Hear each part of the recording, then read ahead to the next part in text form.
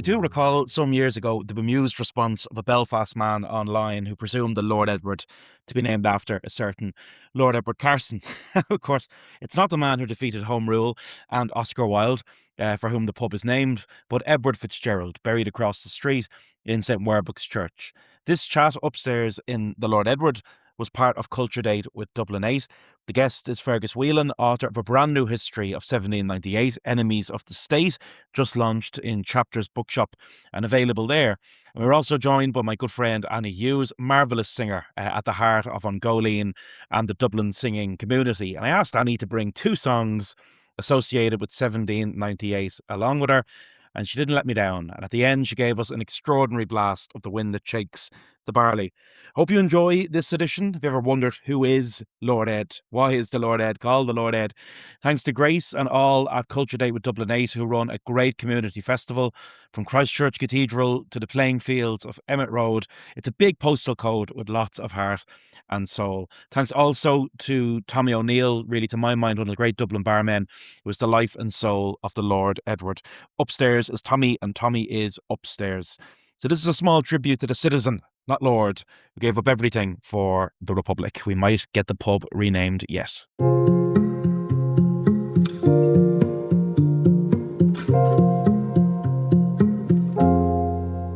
And I thought it would be nice to open and close this discussion with songs, and Annie has picked two for the occasion. So I'll let you introduce the first one.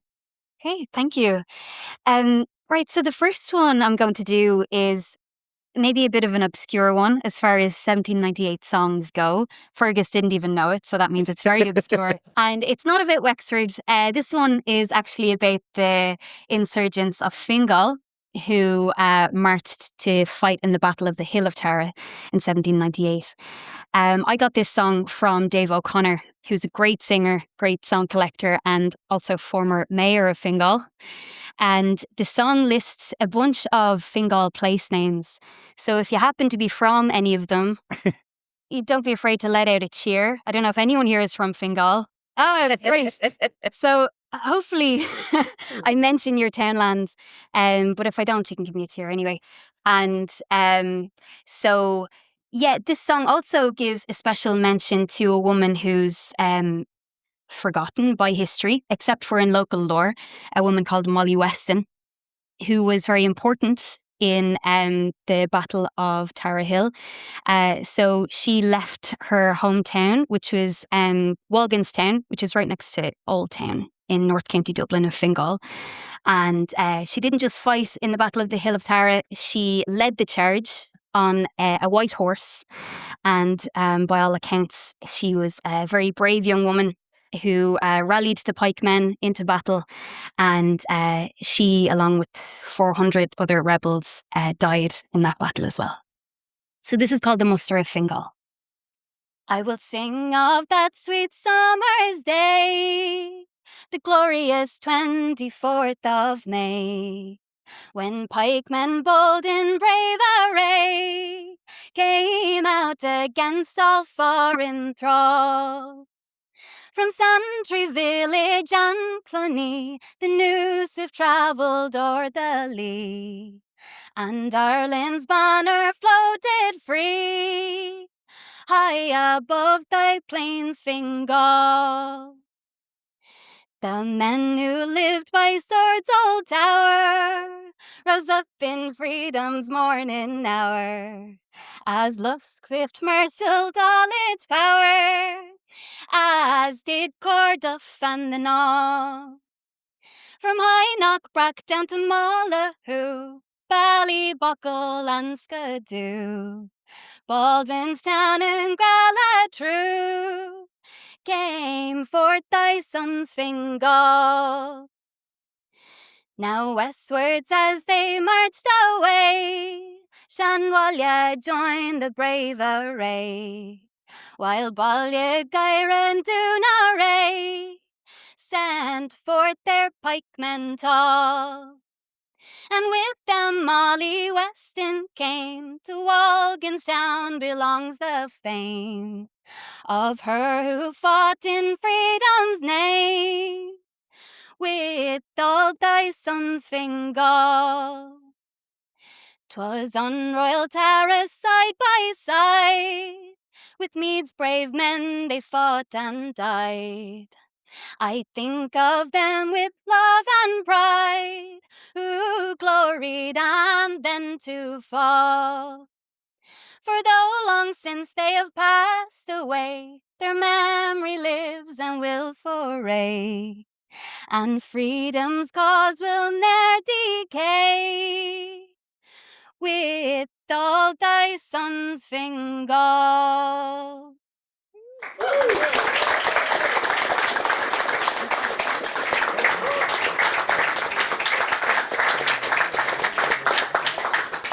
Fergus, I think a good way to open this, can you position where we are in terms of why this part of Dublin is important in the story of the life of Edward Fitzgerald? Well, it's hugely important in the life and death, should I say, of Lord Edward Fitzgerald. First of all, his mortal remains are 30 feet from here in the vault of Werburgh's. The last couple of 2 weeks of his life of freedom, his last 2 weeks of freedom, were he spent in this area. But even before that, this neighbourhood was basically the birthplace of the Dublin Society of United Irishmen. They met in the Taylor's Hall. When they weren't meeting in the Taylor's Hall, which is just across there, they met down in the music hall in Fishamble Street. Oliver Bond lived quite near here. You know, you probably know where Oliver Bond flats are. Napper Tandy lived in the neighbourhood. So right from the beginning, when the United Irishmen were respectable, middle-class organisation, simply reformers. They hadn't been looking for revolution. They were just looking for two simple demands. They wanted the Parliament to be more democratic, and they wanted Catholics to have the right to vote and have equal citizenship. And of course, the real crime was that they brought the Presbyterians, or what they then called the Protestant dissenters, the Protestants and the Catholics together for those aims. And that was never going to be acceptable to the establishment in Ireland at the time.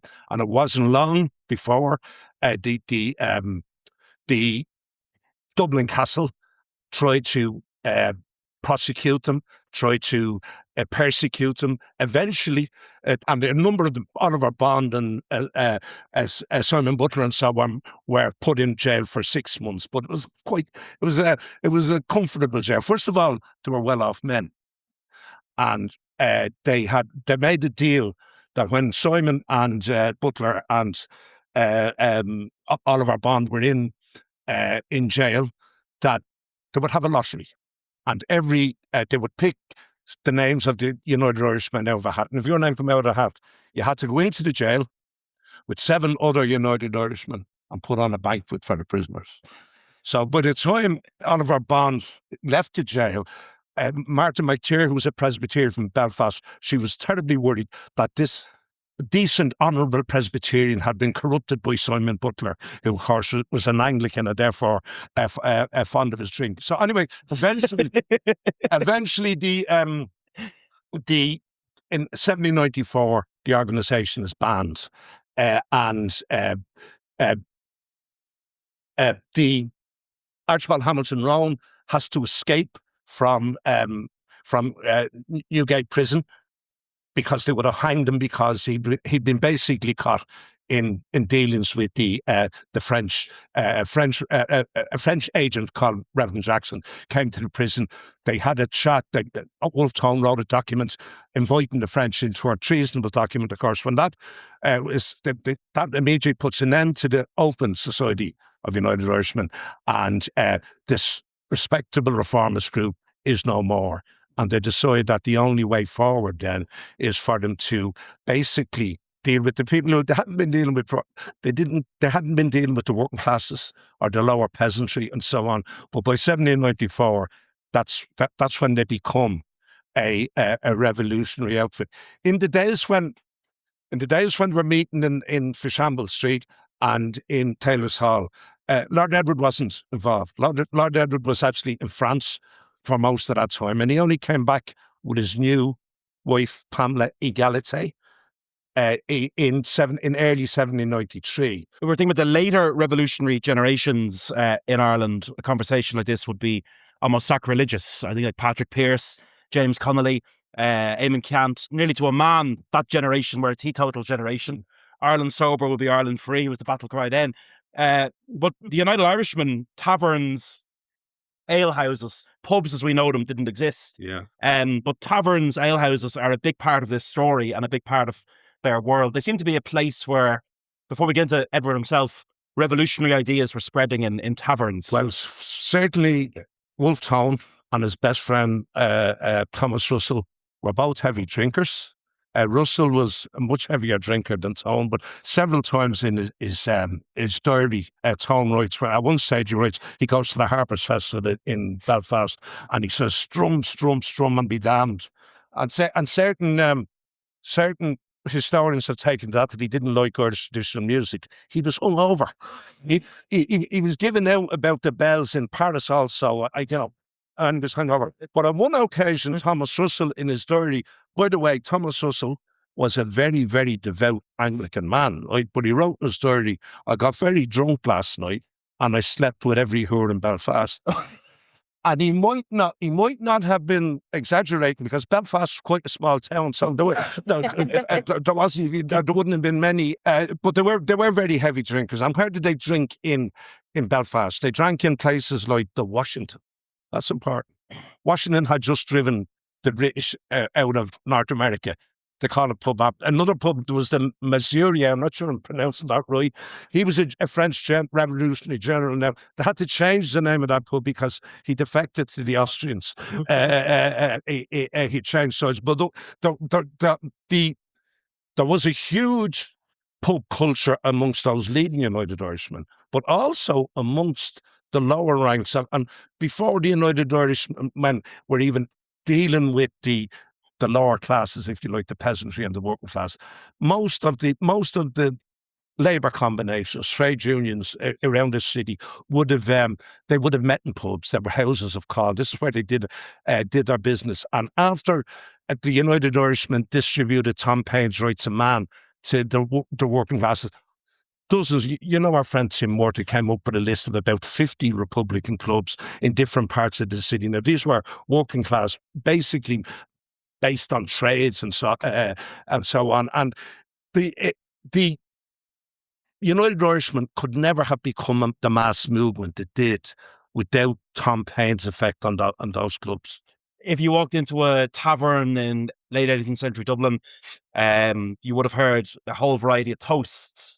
And that was a real, I suppose, a revolution, a dangerous thing to do, actually, in some cases. But I know one history writes about a popular toast was the faith of Louis to all crowned heads, to the spirit of the French mob, to King George the Last. King George the Last. Very, very seditious stuff. Surely, as well as those toasts, I mean, it was the gentlemen of the United Irishmen also, when they would have their, particularly in Belfast, when they would have their big Bastille Day celebrations, they would adjourn to the Donegal Arms Hotel, and it was all covered in newspapers, and all the toasts that they made would be in the Belfast Telegraph and in the newspaper, and it would be things like, to Tom Paine, may perverted eloquence ever have so able an opposer. What that was about was Tom Paine's Great Rights of Man was an attack on Edmund Burke's Reflections on the Revolution, in France. And as far as in Belfast was concerned, Paine won the battle because when Wolfe Tone went to Belfast, he said the rights of man is the Quran of the city. So again, those toasts that were quite public were very, very revealing about, and they were to the freedom of America, to the freedom of Poland, to the French Revolution, etc. And they're all there to be read in the newspapers to this day. It's just mad to me that every toast in the pub will be in a newspaper the next day. Imagine if that happened now. That's what got Lord Edward cashiered out of the British Army, but we can talk about that. Yeah, I mean, the origin of this man, Edward Fitzgerald, is a very unlikely revolutionary, to say the least. I mean, the Duke of Leinster's family noble name, but financially not as well off as you might expect. He was the fifth son of the 12th child and the fifth son of the Duke of Leinster. The Duchess of Leinster, a much more interesting person than the Duke of Leinster, Emily Lennox. His mother, she was a daughter of one of the Duke of Richmond. She was a great granddaughter of Charles II. So that meant Lord Edward was the great great grandson of Charles II. Now, how did that happen? Well, Charles II had no legitimate heir, but he had several children who, out of wedlock, who were not entitled to be the king, but he always looked after his illegitimate kids. I know that's a term we don't use anymore, but his kids out of wedlock. He looked after them. So, for instance, one of his sons was the son of a French woman, and he made him the first Duke of Richmond. The French woman was thought to be a spy for the French in the court of Charles II. So the French king looked after her too. So the Fitzgerald family had land not only in Kildare and so on, but had quite a lot of land in France. And in fact, Lord Edward spent some of his formative years in France. He spoke excellent French. All the family did. Actually, there's an interesting story about the French speaking. These aristocrats at dinner, at mealtime, would speak French to each other. The reason they would speak French to each other is they didn't want the servants to know what they were talking about. The Duke of Leinster, Edward's father, was he died young. But long before he died, him and Emily had sort of fallen out, and he had his lovers on the side, and she had become the lover of the French tutor fellow called Ogilvy. And I can never follow the family trees of rich people. Yes, There's too many branches. Not to get too complicated about it, though. I think this is interesting for this reason, that every time Emily had something like 19 pregnancies in her time, and she knew when she was with Ogilvy and the Duke was alive, it didn't matter if she had pregnancies because she was a respectable married woman. But if she got pregnant as a widow, this was serious business, right? So she insisted, much to the outrage of her aristocratic family, she married the French tutor, right? So when the first time they went to a meal in the Duke of Richmond's house, the Duke of Richmond said he's a servant, he can't sit at the table with the rest of them. And she said, he's my husband and he's sitting at the table. So she insisted, so we got to sit at the table. They wouldn't speak French to him, even though he was the French tutor. But you didn't speak French to a servant. Edward's life brought him to fascinating places. I mean, something we think of now as a very working class thing to do. He joins the army. He's in the United States at a really pivotal time, and maybe to the surprise of many people here, we think of Lord Edward Fitzgerald as one of the founding fathers of republicanism. But he's there in America as a British soldier. How did that come to be? For the younger sons of the aristocracy, the primogeniture thing meant the Duke got everything, the eldest son got everything, and the rest had to sort of, to some extent, fend for themselves. Now, they gave Lord Edward a small little place in Kildare, but one way out for the younger sons was the army. Another way out was the church. Luckily, he escaped that particular thing. But anyway, he got into the army, and he came in just towards the end of the American war. And luckily, he's mad to get into action because that's the only way you can gain preferment and all the rest of it. And he was very much a soldier in his thinking. And so he, much to his delight, he actually got to America just as the American War was coming to an end. And the last big battle of the American War was the Battle of Eutaw Springs in the Carolinas in 1781. It was the last major contest, and the casualties on both sides were terrible. Both sides claimed the victory, and to this day, both sides still claim the victory. However, the fact about the matter is, it was the last big battle the British fought, so it was the end of the British. But he got very, very badly wounded, and he was left for dead on the battlefield. Usually after a battle like that, the armies had gone away because apparently the weather had turned so bad that both armies just decided to retreat. So they left their dead on the fields. And usually what would happen in that situation is people would come and rob the dead, and they just strip them and take anything that they could. So a black man called Tony Small, who was a runaway slave, came across Lord Edward and realised that he was still breathing. So he brought him back to his little cabin, whatever cabin he was holding out in, and he nursed Lord Edward back to health. Lord Edward was, of course, very grateful to him for that. Strange thing about him was he was a very, very tall man. I forget how tall, but his name is Tony Small. But for the rest of his short life, Lord Edward had Tony Small by his side everywhere he went. And sometimes, particularly in the later time of his when he was in hiding and his underground revolutionary thing, having a tall black man walking around you in Dublin wasn't exactly a good way of hiding. He was known as Faithful Tony. It's amazing to think of this, like the aristo son of the British aristocracy walking through the streets of Dublin with escaped black American slaves. Could there be anything that embodies the politics of that era better than the story of Faithful Tony? Well, one thing that might be worth mentioning here is that when he was when he was a young man, he had a habit of falling in love. And at first he was doing this in a way that his mother and his family would have expected him. He fell in love with aristocratic ladies, eligible heiresses and so on. But he found even if the women loved him back, and nobody can be certain about that, the rules of the game were a woman couldn't marry without her parents' consent until she was 25 years of age. And there was no way the parents of the two women in particular fell in love with were going to allow their daughter to marry. Okay, he was a lord, but he wasn't a count, and he wasn't landed, and he didn't have prospects, etc. So Stella Tilliard, one of his biographers, suggests that was one of the things that turned him against the aristocracy in the first place, that he resented the fact that, you had to have all this sort of money and status to marry and all the rest of it. And after his second disappointment, he went to Canada and soldiering again as a British soldier. In his spare time, he travelled huge distances over with a small group. First of all, he was in New Brunswick. And in the winter in New Brunswick, he trekked across. There was a place called Frederickstein or something, or Fredericksteel or something.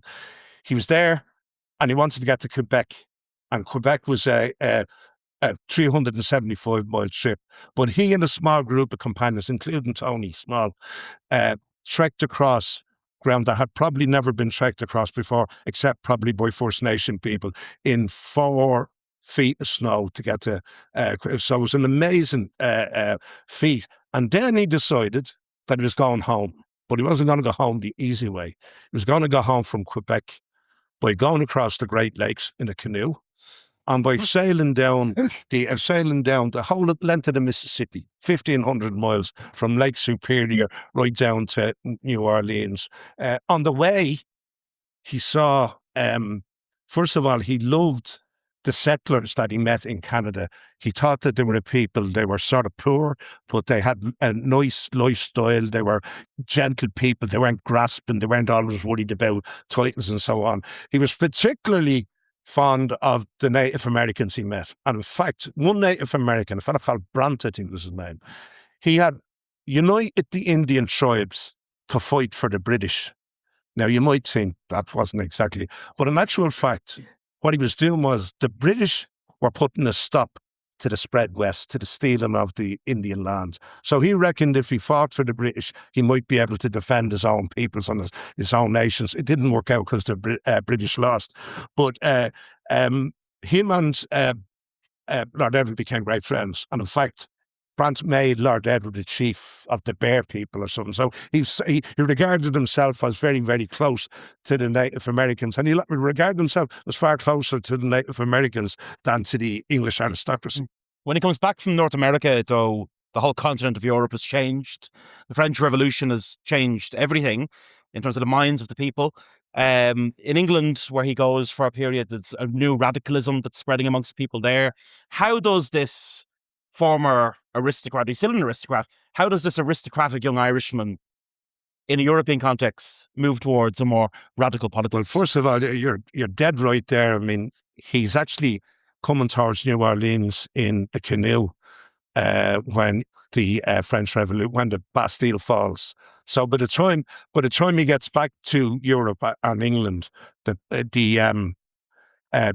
huge excitement with the French Revolution. Most of the decent people in England at the early time welcomed the French Revolution. Everybody thought this was a new sort of dawn for mankind. In fact, Wordsworth, who later changed his mind about it, said the famous words, "Bliss was it in that dawn. To be alive, but to be young was very heaven." That was the way reformers were thinking. Wolfe Tone said that the reformers who'd been very disappointed when the Bastille fell, that changed everything, put new heart into everybody who wanted to bring about a democracy. He arrives in London. Lord Edward arrives in London just when this thing is brewing.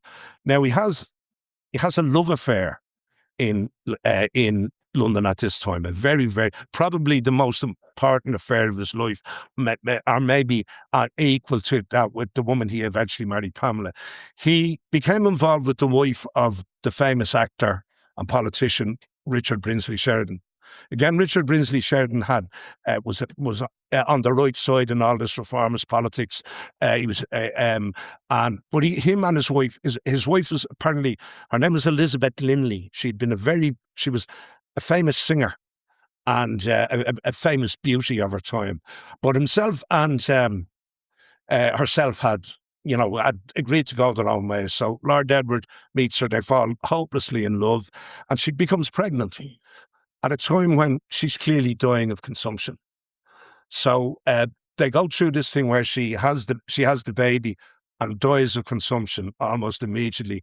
The baby then, Lord Edward wants to keep, little girl called Mary, he wants to keep the baby, but for proprietary reasons and so on, they said, look, this child has to be passed off as Richard Brinsley Sheridan's child, otherwise she won't have a chance in life. And Lord Edward agreed to that. So just then, when he's coming out of that sort of, he's grieving for Elizabeth, he reads The Rights of Man, Tom Paine's new Rights of Man, and he's completely blown away by it. And he calls to see Paine. And by this time, the government they've decided basically they're going to hang Tom Paine over The Rights of Man. They're not sure that they can get a jury to hang somebody for opinion. It's one thing to advocate or to try and overthrow the king. It's another thing to say, well, the king, this monarchy is a nonsense. So they're not sure whether they can hang him, but they're putting the pressure on him. Everywhere he goes, he's followed by police agents. Crowds called church and king mobs are paid big money to have sort of to burn him in effigy and so on. So he's been hounded out of England, and at the time although he's trying to be brave, he's a little bit. So he has to be very cautious. And one of his mates said there was only 8 people who Paine was prepared to deal with at that time. The first person on the list was Lord Edward Fitzgerald. But for anyone who hasn't read Tom Paine, I mean, I think the reason he's so important, he appeals to the people because he writes in a language they understand. And he's very funny. He has that great line, a hereditary monarch is every bit as ridiculous as a hereditary mathematician. And like, when you think about it, you wouldn't let someone be a mathematician on the basis that their mum had done it before them or their father had done it before them. Yeah. Why should someone be sitting on a throne on that basis alone? And one of the great songs apparently in the English taverns was, instead of God Save the King, they were singing God Save Tom Paine. Like, he was a folk hero. He was the hero of the working man. Eventually, it said that William Blake, the famous William Blake, said to Tom Paine one time, "You better not go home, Tom, or you're a dead man." So him and 2 other people headed for Dover under cover at night time, basically. When they arrived at Dover, they were arrested, and all Tom Paine's papers were seized. But he realised then that they didn't really want to arrest him because hanging him was going to be problematical. Better just get him out of the country. So he left Dover with a mob, a Church and King mob, shouting abuse at him and saying we're going to duck him in the water. 1794, I think 1793, he never saw England. He never saw England again. He went over to Paris. On the basis of his rights of man being so popular in Paris, the people of Calais asked him to represent in the new democratic parliament, the National Assembly in France. So he became a member of the National Assembly, and he stayed in a place called White's Hotel. And within a few days of him being there, Lord Edward comes to stay with him. Lord Edward was blown away by him. He writes back to his mother. He says, "This is one of the most decent, gentle, clever men I've ever met." And they become very, very good friends. But that milieu, Paris in the 1790s, it's a great place to be. Wolfe Tone writes in his diaries that Tom Paine is a vain man, but he has good reason to be vain, and he drinks like a fish. Yeah. And if Wolfe Tone is critiquing your drinking, you're clearly drinking an awful lot. Can you give a sense of like Paris in 1790s Paris? Well, the best way I could probably tell you is to tell you about the big evening they had in White's Hotel. Because in White's Hotel, they had an evening to celebrate the French victories at Valmy, I think. And all the people there were English speakers. They were from England, they were from Ireland, they were from Scotland, and presumably Wales as well. And some of them became hugely famous in their own terms. A number of the Irish people who were there ended up dead in 98. The Shears brothers were there. And for people who don't know them, I mean, they're barristers. Their father's a member of the Parliament on College Green, and they literally dipped their handkerchiefs in the blood of the French king. And they're buried in St. Mickens in the vaults in St. Mickens. They were hanged in 1798. So another man called the Reverend Jackson. He was actually Irish, but he had become a Church of England person. But he was there as well. He eventually comes over on a mission from the French government he gets caught, and he is charged with treason. And when he can hear the gallows being got erected outside, and just as they're about to pronounce the sentence, he dies because he'd taken arsenic or cyanide or something, and he died and he's a secret agent, so he's almost unknown in Dublin. But thousands of people follow his coffin because during his trial, the story about the French offering Wolfe Tone help hits the newspapers. So now everybody says the French might come, the French might come. So this is where the real sort of organisation towards involving, bringing the French, a French Revolutionary Army into Ireland happens. Edward Fitzgerald does something extraordinary in Paris, and not something aristocrats do lightly. He kind of renounces his own privilege. Yeah. Let me and tell you. The reason we call this thing citizen or lord is that in France, before the French Assembly, he basically says, "I am no longer a member of this class." This is exactly like we were saying earlier on. This big place, this big party, if you like, or this big event, this big banquet in White's Hotel. They start after the drinking starts, and the toasts start, right? So there's to the French Revolutionary Armies, all this, they're toasting all these things, and all the toasts appear on the British newspapers. And one of the toasts is by Lord Edward himself. He said he renounces his title as a lord, and he says an end to all aristocratic titles. He said, "I'm a Sectarian Edward," right? So it becomes, from that day, becomes citizen Edward. He also became a civilian, because as soon as that appeared in the British newspapers, he was kicked out of the army. He wasn't court-martialed or anything, he was just gone out of the army. Do you reckon he woke up with a hangover and went, "Fuck"? I think he was finished with the British Army anyway. I've just renounced everything. One of the great characters in his life, though, is his wife, Pamela. Uh, Fascinating woman in the sense that she doesn't really speak English, apparently. And when he brings her back to Ireland, she's very kind of looked down upon by the Or aristos. maybe not. Maybe not. Maybe it's an open question. But everything is an open question about Pamela. First of all, when she arrives in Dublin with Lord Edward, the newspapers say Lord Edward has come to town with his new wife, Pamela Egalite. Now, the Duke of Orleans was one aristocrat who sided with the revolution. He was a cousin of the King of France, and he actually voted for the execution of his own cousin. And instead of calling himself the Duke of Orleans, he called himself Philip Egalite. He had a governess called Madame Genlis, and she was minding his children. She was a very important literary figure in her time. She was one of the few women that got an honorary doctorate from Cambridge University, even though most of her writing was in French, but she was a well-established a writer. But she was clearly having an affair with the Duke. She disappeared for a while and came back with a mysterious baby, Pamela. There's a lot of affairs here. Yeah.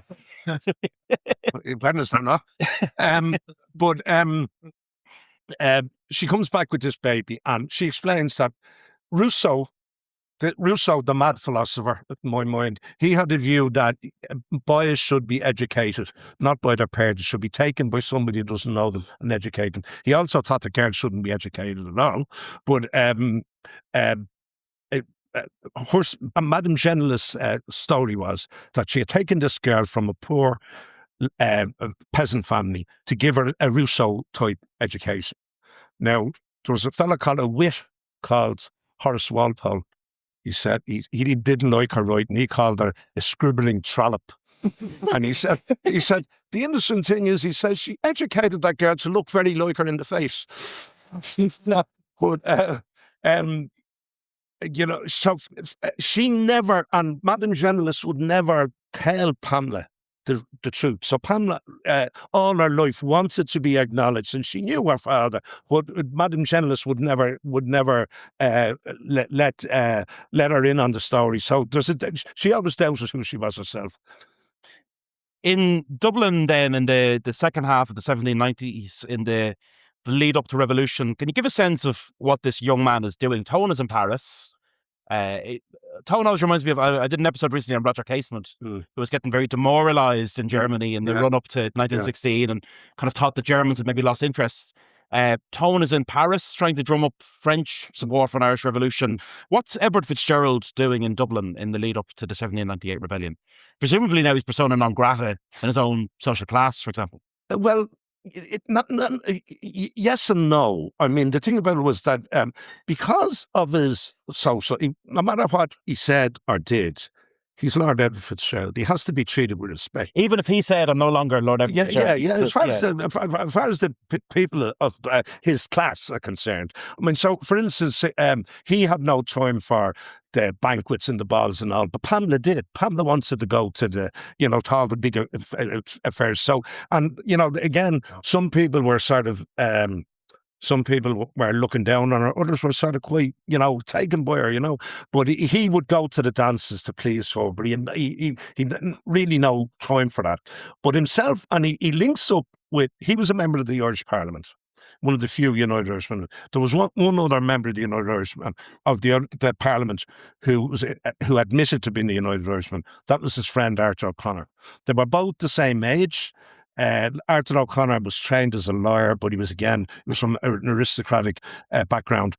They, quite late in the day, they came into the leadership of they're taking straight in. And like Lord Edward is the greatest catch that the Irishmen could have got. In those days, people's status was really mattered, so they're delighted to get the two of these into the United Irishmen. They go up to the north of Ireland. They meet. They're very anxious to meet the Presbyterians at Belfast and so on. And they go then over they try to go to France, where Lord Edward has a lot of contacts. But when they get over to Hamburg, I think, they apply for visas to get to France. And the French government refuse Lord Edward because Philip Egalite had gone to the guillotine shortly beforehand, and they just didn't trust Lord Edward. And so he had to stay in Hamburg or stay in Switzerland, I think. And Arthur O'Connor goes into France and he makes a deal with the French. And the deal he does with the French is that they're going to come soon, and they're going to come in large numbers, and they're going to come to Galway. Lord Edward and Arthur come back, and they go to Belfast immediately to tell the Belfast people to be ready and all the rest of them, that the French are coming to. But when they're in Belfast, the French arrive in Banshee. And you probably all know the story of Banshee. They set off in huge numbers, but they got lost in the fog, and host, the leader of the exhibition, didn't land. There was a significant number of French boats arrived. Town on board. Town was said he could nearly touch the Irish coast, but much to his disgust, the wind got worse and worse and worse, and the French just cut the ropes and they sailed back to France without landing. But that gave two different messages to two sides you were on. The British government said, these fellas are serious. They're going to come back. We better have a policy for dealing with this.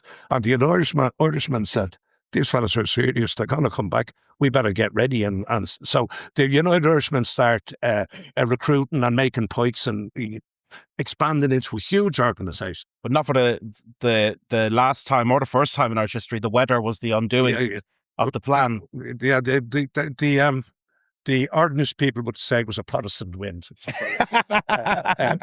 But the government then, they said, okay, our best policy then is the French are coming back. We better force these rebels into a rebellion before they have any French help, because if the French are here, we can't win. So they basically let loose the ancient Britons and the Hessians and all these different groups and the yeomanry and the militias. They let them loose on the people, and the orders were, do whatever you like. Can you bring us then to 98? And the rebellion it's the largest rebellion in Irish history, and under the scale of it, the fighting of it. Well, just put it this way: Lord Edward is eventually the leadership, the Leinster leadership of the United Irishmen are all arrested just down the street here in Oliver Bond's house on the 12th of March 1798. That's a huge blow that's the entire leadership, with the exception of Lord Edward. Arthur O'Connor is in jail. So Lord Edward is, and he's a few, Samuel Nielsen, a few people from Belfast, but it basically falls onto him to organise the rebellion. He asked the different leaders in different areas to give him the numbers of sworn United Irishmen. Not all of them returned their numbers, but the numbers he did return was 280,000. There were 280,000 men sworn into the United Irishmen, 26,000 of them in inner city of Dublin. He made a big mistake though. He handed that list to an informer. His name escapes me at the minute. He'll come back to me in a minute. A man he trusted, a Catholic guy. He was a brother-in-law of Wolfe Tone, actually. I'm damned if I can think of his name now. Anyway, he told them just before the Oliver Bonds meeting, he said, go to that meeting and these are the figures and all the rest of it. So your man tells the government, this is what I have. And he said, the password for the meeting is Ivers from Carlow come. So when all the United Irishmen are in Oliver Bond's house, just a couple of 100 yards from here, Major Sure knocks on the door and shouts, "There's Ivers from Carlow come." And he went in and he arrested the whole lot. Now, to some extent, some of that was Lord Edward's mistake. He trusted a man that but then he's really in trouble because the coming up immediately after that, martial law is declared in Dublin and all over Ireland. So people can't come out at night time. You have to put a list of all the people in your house on the door so they can be inspected by the military and the yeomanry. And they put £1,000 on Lord Edward's head. Huge amount of money at the time. But so he moves into this area. What is that adjusted for inflation? That's in the, Yeah, it's the high tens of thousands, if not six figures. you might be talking a million, I'd say. I wouldn't be surprised. Put it this way, William Drennan was a doctor of medicine at the time, and he earned £200 a year, so that you might be able to do the sum there. But but he's quite happy that he's safe in this district. He also has a very strong, tough bodyguard, a couple of men around. I won't go into names because you probably had too many names already. But he stays with a fella called Murphy up in Thomas Street. He stayed with a family called Moore, a couple of doors away from him in Thomas Street. He stayed with another family whose name I disremember. When he was with the Moors then, it's getting a bit dangerous here. So there was a fella called Mangan, a Catholic lawyer. And by the way, there weren't many Catholic lawyers in 98. Catholics could only become lawyers from 1793. There had been a penal law against them. So this is Mangan. Edward Mangan is one of the few Catholic lawyers at the time. And he's told by the main informer, the spy master for informers in Dublin, was a fella called Francis Higgins, who rejoiced in the name the Sham Squire. Sham Squire is a thoroughly evil, ugly, awful person. But I haven't got time to go into the Sham Squire. Maybe we'll have another night on the Sham Squire, yeah. But what a great name, the Sham Squire. Yeah. So this guy, Mangan, owed money to the Sham. And the Sham said to him, okay, here's how you can get out of it. Join the United Irishmen and be as militant as whatever and do all you can for them and all. So he joins and he moves up to the ranks very quickly. At least he says he did. Who knows? You know, he's an informer. He's getting money for what he's doing. He's not going to say, well, I'm only a sergeant, only foot soldier. But he said he was very senior. He was on the Central Committee and all the rest of it. And at one stage, Miss Moore, from where you're staying, she came down to Mangan and she said, look, we need to move Lord Edward down here tonight. He said, okay. He said, don't bring him in the front door. He says, there's a stable at the back of the house and ushers on. Bring him in through that door and whatever. He then tipped off the castle. He didn't want Lord Edward arrested in his house because his cover would be blown. So he told the castle to take him on the way. So as Lord Edward was going along to Usher's Island, he was jumped on by Major Sore. But the bodyguards got him away. They stabbed Major Sore. They would have killed Major Sore that night, only Major Sore was wearing body armour. They also fired pistols at him. One of the things you hear all the time, revolvers didn't exist at this stage. There were these flintlock pistols which were constantly misfiring. So two United Irishmen fired at Sore, but he survived. So then they brought him back to Murphy's house. And then Miss Moore came down to, Mangan came to Miss Moore and says, he didn't arrive. What happened just last night? He said, oh, it's okay. We had to move. He's in Murphy's house. That was it. Wow. The castle then knew where he was. So a large group of soldiers came up to the house where he was. And Lord Edward was in bed with a bad cold in Murphy's place. And when they rushed in, and a terrible, terrible scene followed, where Lord Edward tried to defend himself with a dagger. He killed one of his assailants in a very bloody way. He stabbed a fellow called Ryan 17 times. He stabbed, 14 times. He stabbed. It's a very important detail. Very important detail. It needs to be accurate. He stabbed Swan. You made Major Swan. Swan ran away then. Swan ran away, and Major Sir went in and shot him in the shoulder. They then took him out of the house. And just that's the scene there, just my passing around the scene of his arrest. They took him out of the house and down Thomas Street at it as quickly as they could. But the local United Irishmen heard what was going on. And they didn't just leave it at that. The butchers from St. Patrick Street went to the Carmen's Hall, where they got hundreds of pikes. A man called Edward Rattigan lived in Dirty Lane, Akka, Bridget Street. He was a wealthy timber merchant. So he brought his men up to the St. Catherine's Watch House, which was presumably where Catherine's church is there. and he issued them with guns. The guns were militia guns, and they ran out to Thomas Street to try and capture Lord Edward, but they were too late. But Rattigan was recognised, so he couldn't go home. Murphy's house, where Lord Edward was arrested, was burnt to the ground.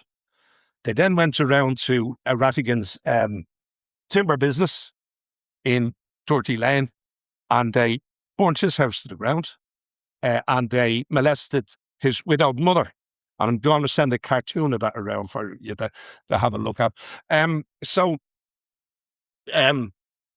Rattigan had to get out of town.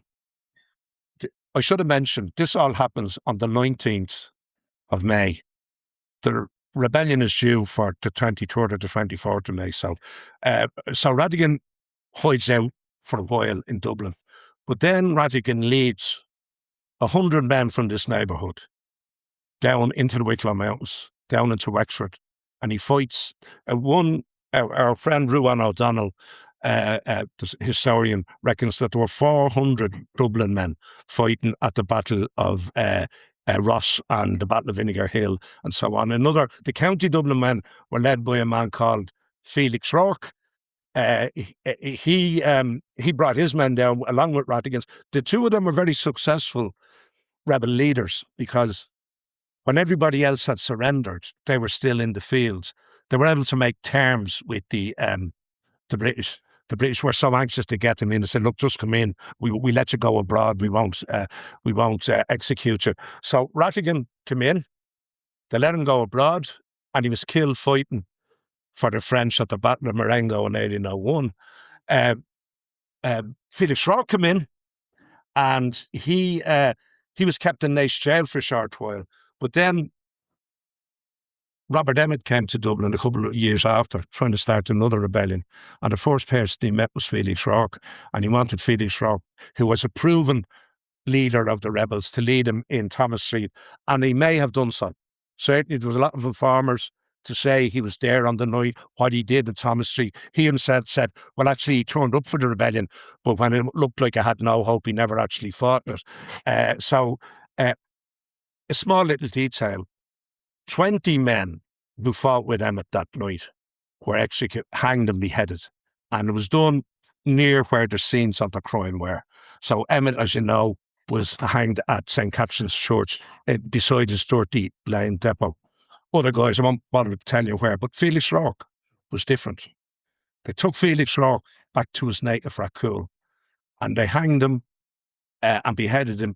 They hanged him out of the burnt-out rafters of the priests of Rathcoole, Harold's, who was innocent, had no involvement in the rebellion, but who had been transported to Van Diemen's Land for without facing trial, and they hanged Felix Rourke in the rafters of the burnt-out house. So when it was all over, 98, many men were hanging from many places, including the bridges of Dublin, but very few of those who lost their lives in 1798 came from such a noble, literally, background as Edward. What do you, as a concluding question, like, what is the ultimate legacy of Edward Fitzgerald in the context of? He reminds me in some ways of Countess Markovic in 1916, where like the newspapers didn't like her because they regarded her as a traitor by birth. In fact, she was born in London. But I think what really upset them was that they regarded her as a traitor by class. And it's one thing to betray a nation, it's a different thing to betray a class.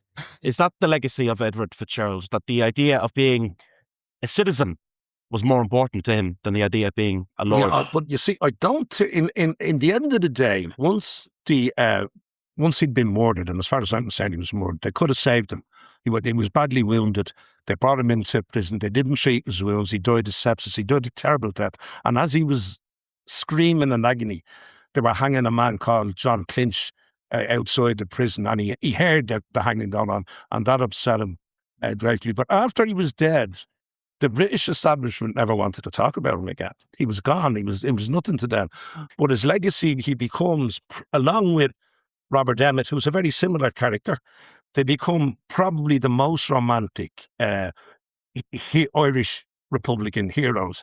And even when he was dead, his enemies never said a bad words. That's an interesting thing about him. some people said he was a foolish man. You know, he was misled. He was used by more clever people. I deny that completely. So I think certainly his legacy, as far as Irish people are concerned, and to some extent you can see around the walls here. I mean, he's a revered Irish patriot. I love in this mock Tudor English pub. It's Edward Fitzgerald who watches over everything. Just a word about the portrait, right? He got the portrait, the original. That's him. It's not a great copy of the original. He got himself painted by the best Irish painter at the time. I think his name was Hugo Hamilton. But it was for his mother, because he knew he thought he wasn't probably going to make it. So he had his portrait painted for his mother. But he wore a green neckerchief. When the family then got it copied, they changed it to white, and you know, and another thing is that after his death, his sister sent his portrait to Thomas Paine of Paris. Each Irish Revolution flowed into the next one, and it wasn't for nothing that Ken Loach gave his movie on the Irish War of Independence the title of the song we're going to go out with. Would you mind introduce it yourself? Yeah, sure. So I'll sing now "The Wind That Shakes the Barley," which, as Donald mentioned, gave its name to the film, although the film is not about 1798. The ballad comes from a poem that was written by Robert Dwyer Joyce. He was a poet from Limerick, and he wrote this in 1861. And this song mentions Ullart Hollow, which is a reference to the Battle of Ullart Hill in Wexford, which was one of the more successful battles for the United Irishmen. And the reason why we have this strong association between barley fields and 1798 is because many of the rebels would put barley and oats in their pockets as provisions when they went out to march. And then in the aftermath of the rebellion, when they died, the sites in which they died, these big battlefields, became mass graves for the rebels. And from their pockets, the seeds of the barley sprouted. And in the years that followed, these fields became these big barley fields. So, yeah, this is "The Wind That Shakes the Barley."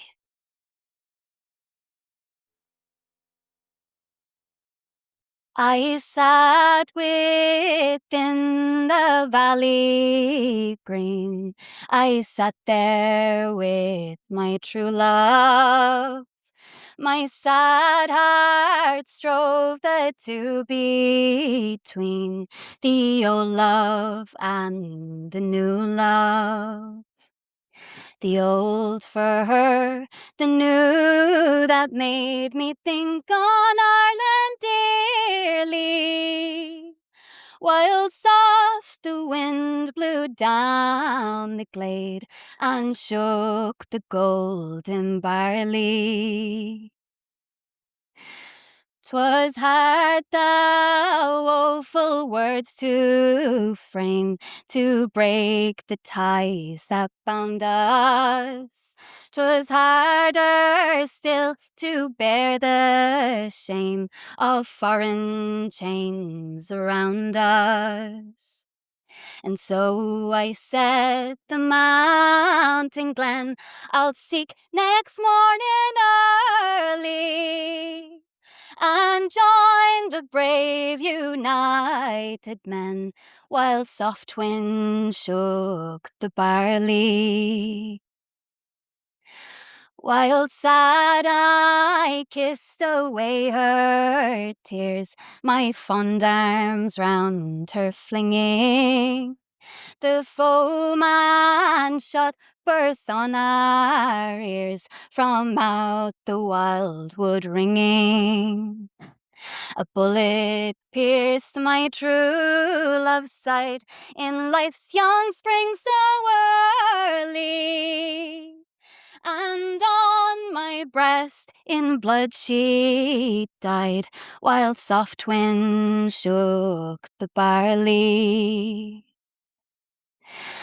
I bore her to the wildwood's green, and many a summer blossom I placed with branches thick and green above her gore-stained bosom. I wept and kissed her pale, pale cheek, then rushed o'er vale and farley, my vengeance on the foe to wreak, while soft wind shook the barley.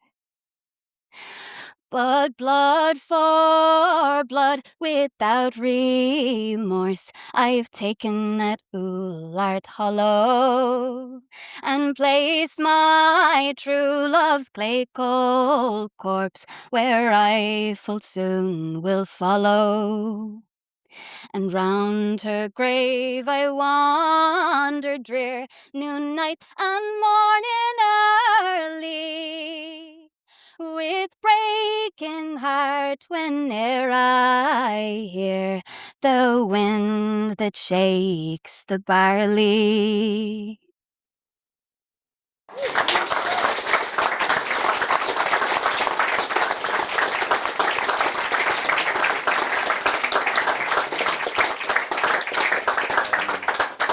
That's long been one of my favourite songs. I think that's the most beautiful version of it I've ever heard. And when you remember that revolutionary generation that Ken Loach captured so well in that movie, one of the things that radicalised them was 1898 and the centenary of the 1798 rebellion. I just think The Wind That Shakes the Barley was a perfect title for that movie. 20 years old this year, by the way. And what a great rendition. I know everyone feels old now. Sorry. Yeah. Fergus, if you don't mind, I might put you on the spot here a little bit, but you're a great singer yourself, and you might give us a song at the very end to draw proceedings to an end. Yeah, I'll sing a very rare type of a song. It's a comic song about 1798, and I think it's the only one I've ever heard of. It goes like this. In the year 98, all our troubles were great. It was treason to be a my legion. I'll never forget that big black whiskered set that history tells us were Hessians. In those heartbreaking times, we had all sorts of crimes, and murdering never was rifer. At the hill at Glen Cree, not an acre from me, lived Bellini Budden, the piper. Neither wedding nor wake was worth an old shake if Dinny was not first invited. For squeezing the bags and for emptying kegs, he astonished as well as delighted. In those days, poor old Dinny could not earn a penny. Martial law had a grip like a viper. It kept Dinny within till his bones and his skin were a grin to the rags of the piper. It was a heavenly night with the moon shining bright, coming home from the fair at Ratangan, when what should he see from the branch of a tree but the corpse of a Hessian there hanging? Said Dinny, these rogues have fine boots, I've no brogues. So he pulled on the heels like a griper. They were so garrulous tight, and he pulled with such might, boots and legs came away with the piper. Well, he picked up the legs and he took to his pegs, till he came to Tim Kavanagh's cabin. Be the power, says Tim, I can't let you in. You'll be shot if you stand out there, Gavin. He went round to the shed where the cow was in bed. With a whisper he started to wipe her. Then they fell down together in the 7-foot setter, and the cow fell to hugging the piper. Well, daylight soon dawned, and he got up and yawned, and he pulled on the boots of the Hessian. The legs be the law, he threw them in the straw, and he wished them bad luck to their mission. When Tim's breakfast was done, he sent out his son to wake it in, he just like the damn lights are. When he saw the legs in the straw, he cried like a dog, saying, Daddy, the cow at the piper. Sweet, I'd look to the bass in a musical taste, to go and ate such a fine chanter. Oh, Porrick and Vic, take a lump of a stick, send her out to Glenailey, I'll canter. The neighbours were called Mrs. Kavanagh Balls. They began for the humbug and jiber.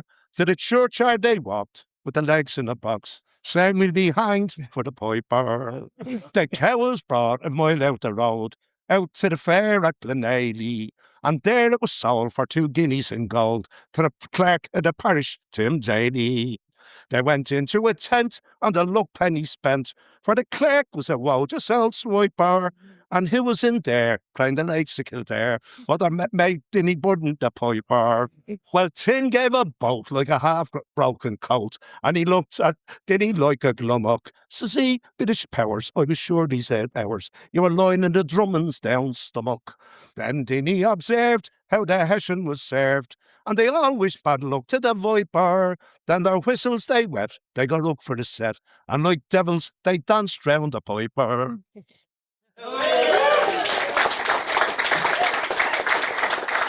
So, if you have a glass with anything at all left in it, I propose